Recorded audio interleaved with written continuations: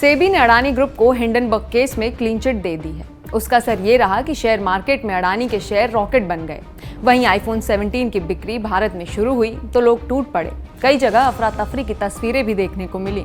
राहुल गांधी ने वोट चोरी पर प्रेस कॉन्फ्रेंस के बाद अब कौन सा ट्वीट कर दिया।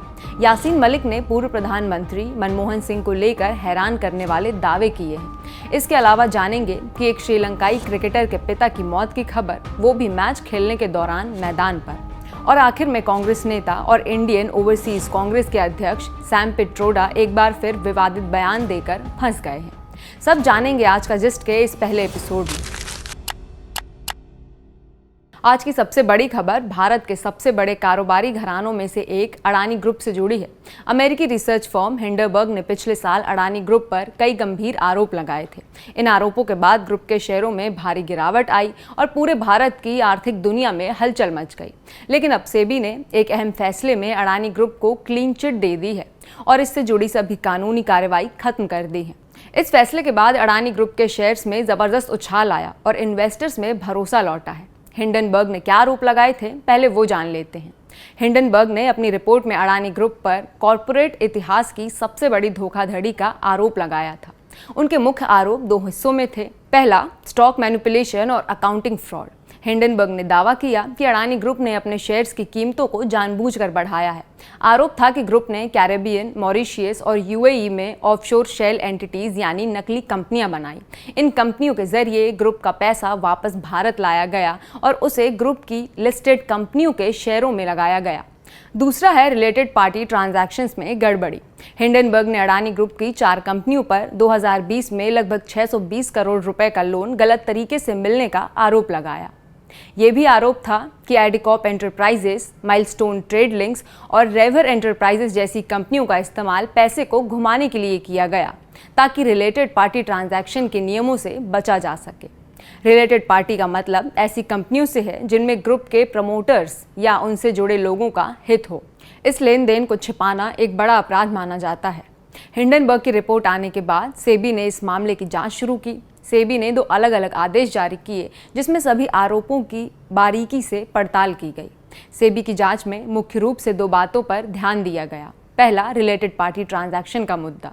सेबी ने पाया कि 2020 में जिस समय से लेन देन हुए थे उस समय अनरिलेटेड पार्टी के साथ किए गए ऐसे ट्रांजैक्शंस को रिलेटेड पार्टी ट्रांजैक्शन की परिभाषा में शामिल नहीं किया गया था। ये परिभाषा 2021 के संशोधन के बाद ही बदली, यानी जिस समय ये लेन देन हुए उस समय अडानी ग्रुप ने कोई कानून नहीं तोड़ा था। सेबी ने यह भी कहा कि जिन लोन पर सवाल उठाए गए थे उन्हें ब्याज समेत चुका दिया गया था और कोई भी पैसा गलत तरीके से नहीं निकाला गया। दूसरा है फंड साइफेंसिंग और स्टॉक मैनिपुलेशन का मुद्दा। सेबी ने पाया कि आरोपों में जिस तरह की धोखाधड़ी और स्टॉक मैनिपुलेशन की बात की गई थी उसके कोई भी ठोस सबूत नहीं मिले। सेबी की रिपोर्ट के मुताबिक जांच में साबित नहीं हुआ कि ग्रुप ने नकली कंपनियों के जरिए पैसे का लेन देन किया हो। सेबी ने इस बात पर भी जोर दिया कि आरोप केवल अनुमानों पर आधारित थे और कोई भी निर्णायक सबूत पेश नहीं किया गया।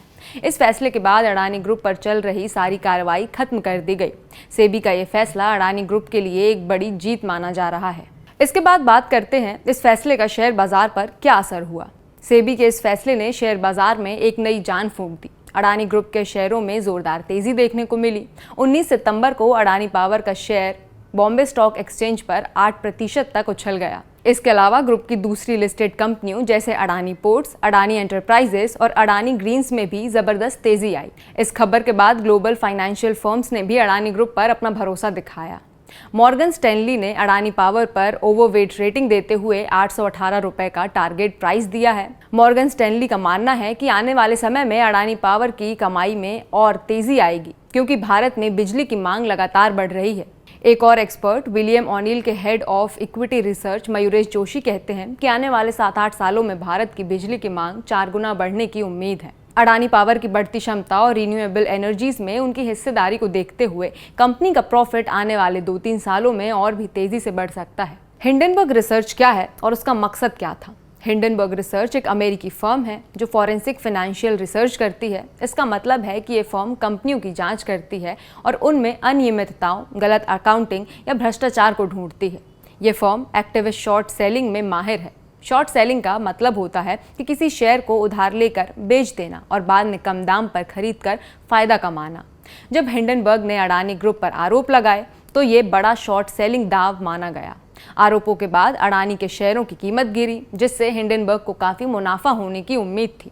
लेकिन जब सेबी के फैसले ने हिंडनबर्ग के दाव को कमजोर कर दिया है। हिंडनबर्ग की रिपोर्ट्स आने के बाद भारत में राजनीतिक और आर्थिक हलचल भी तेज हो गई थी।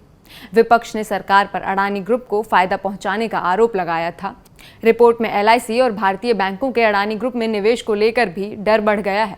फिलहाल गौतम अडानी भारत के दूसरे सबसे अमीर शख्स हैं। सितंबर 2025 तक उनकी नेटवर्थ $64 बिलियन है और वो दुनिया के 29वें सबसे अमीर व्यक्ति हैं। अब चलते हैं दूसरी खबर की तरफ। भारत में iPhone 17 की बिक्री शुरू होते ही चारों एप्पल स्टोर दिल्ली, मुंबई, बेंगलुरु और पुणे में भारी भीड़ देखी गई। मुंबई के BKC जियो स्टोर पर तो हालात इतने खराब हो गए कि लोग धक्का मुक्की करने लगे और बात हाथापाई तक पहुंच गई। सोशल मीडिया पर वायरल वीडियो में देखा जा सकता है कि लोग लाइन तोड़कर आगे बढ़ने की कोशिश कर रहे हैं और सिक्योरिटी गार्ड्स उन्हें रोकने में नाकाम हो रहे हैं। फोन खरीदने आए एक शख्स ने कहा, मैं सुबह से लाइन में हूं, लेकिन सिक्योरिटी वालों की कोई जिम्मेदारी ही नहीं है, लोग लाइन तोड़ रहे हैं। वहीं दिल्ली के साकेत के सिलेक्ट सिटी वॉक मॉल में भी यही हाल है। कई लोग तो रात भर लाइन में खड़े रहे, जिसमें कुछ लोग तो सिर्फ iPhone 17 खरीदने के लिए पंजाब से आए थे। इन आईफोन की कीमत भी कम नहीं है। iPhone 17 की शुरुआत ही 82,000 रुपए से, जबकि iPhone 17 Pro Max की कीमत लगभग 1,50,000 रुपए है। इसके बावजूद खरीदारों का उत्साह कम नहीं हुआ। अगली खबर राहुल गांधी से जुड़ी है। कांग्रेस नेता राहुल गांधी ने बीते रोज प्रेस कॉन्फ्रेंस करके चुनाव आयोग पर गंभीर आरोप लगाए थे। उन्होंने कहा था कि कर्नाटक में मास वोटर डिलीशन यानी बड़े पैमाने पर वोटरों के नाम लिस्ट से हटाए गए हैं। राहुल गांधी ने सोशल मीडिया पर भी लिखा कि देश के जेनजी छात्र और युवा संविधान की रक्षा करेंगे, लोकतंत्र बचाएंगे और वोट चोरी रोकेंगे। इस पर बीजेपी के नेता निशिकांत दुबे ने तीखा पलटवार किया है। उन्होंने कहा कि जेनजी यानी आज की युवा पीढ़ी पारिवारिक राजनीति के खिलाफ है। नेहरू जी, इंदिरा जी, राजीव जी, सोनिया जी के बाद राहुल जी को क्यों झेलेंगे? वो भ्रष्टाचार के खिलाफ हैं। निशिकांत दुबे ने राहुल गांधी पर देश में सिविल वॉर यानी गृह युद्ध कराने की कोशिश करने के भी आरोप लगाए। उन्होंने दावा किया कि राहुल गांधी सोरस फाउंडेशन के साथ मिलकर देश को बांटने का काम कर रहे हैं। चलते हैं अगली खबर की तरफ। जम्मू कश्मीर के अलगाववादी नेता यासीन मलिक ने दिल्ली हाई कोर्ट में एक हलफनामा दायर कर सनसनीखेज दावा किया है। मलिक ने कहा है कि 2006 में उन्होंने इंटेलिजेंस ब्यूरो के कहने पर पाकिस्तान जाकर लश्कर-ए-तैयबा के संस्थापक हाफिज सईद से मुलाकात की थी। यासीन मलिक का दावा है कि पाकिस्तान से लौटने के बाद उन्होंने उसी शाम तत्कालीन प्रधानमंत्री मनमोहन सिंह को इस मुलाकात की जानकारी दी थी। मलिक के अनुसार मनमोहन सिंह ने उनसे कहा, मिस्टर मलिक, मैं इस मुद्दे को सुलझाना चाहता हूं। मलिक ने दावा किया कि हाफिज सईद से मुलाकात के बाद पीएम ने उनके टाइम और पेशेंस के लिए आभार भी जताया था।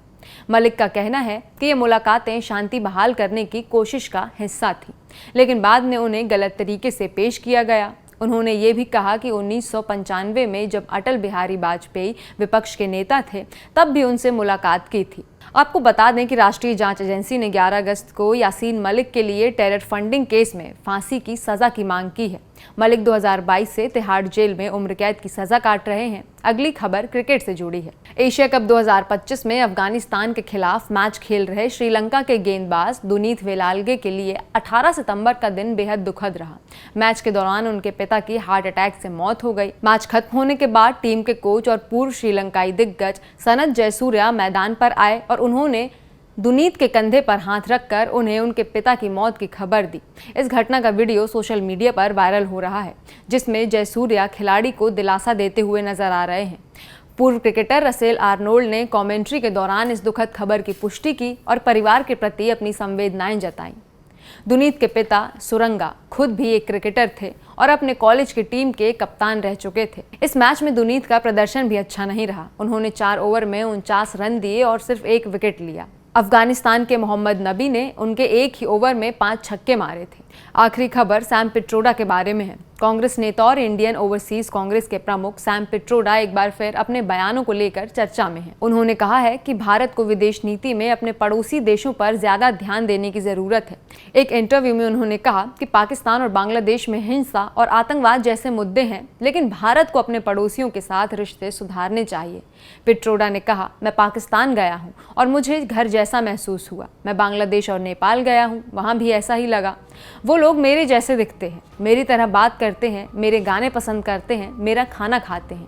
हमें उनके साथ शांति और सद्भाव से रहना सीखना चाहिए। उन्होंने कहा कि पड़ोस में कॉमन जीन पूल है और भारत को लड़ने के बजाय मेलजोल पर ध्यान देना चाहिए। इस बयान के बाद सोशल मीडिया पर एक नई बहस शुरू हो गई कि क्या इस तरह के बयान देना सही है या गलत। आपको इस पर क्या लगता है, हमें कमेंट सेक्शन में ज़रूर बताइएगा। और आज का जिस्ट का एपिसोड आपको कैसा लगा, ये भी बताइएगा। अपना ख्याल रखिए। शुक्रिया।